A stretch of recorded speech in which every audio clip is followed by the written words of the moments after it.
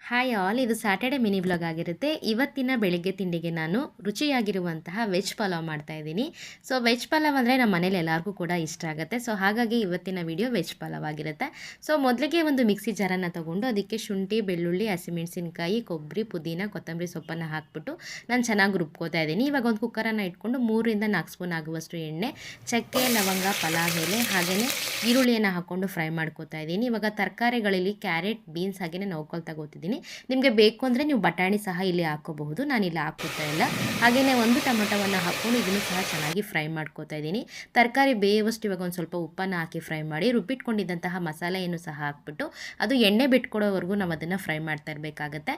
ಇವಾಗ ಫ್ರೈ ಮಾಡ್ಕೊಂಡಿದ್ದ ಆದಮೇಲೆ ಇವಾಗ ನಾನು ಒಂದು 2 ಲೋಟ ಆಗುವಷ್ಟು ಅಕ್ಕಿಯನ್ನು ಹಾಕಿ ಅದಕ್ಕೆ ಬೇಕಾಗುವಷ್ಟು ನೀರನ್ನು ಹಾಕ್ಕೊಂಡು ರುಚಿಗೆ ತಕ್ಕಷ್ಟು ಉಪ್ಪನ್ನು ಹಾಕಿ ಇವಾಗ ಮಿಕ್ಸ್ ಮಾಡಿ ಇವಾಗ ಅದು ಕುದೀತಾ ಇರಬೇಕಾದ್ರೆ ಕುಕ್ಕರ್ ಲಿಡ್ಡನ್ನು ಕ್ಲೋಸ್ ಮಾಡಿ 1 ವಿಸಿಲ್ಗೆ ಕೂಗಿಸ್ಕೊಂಡ್ರೆ ರುಚಿಕರ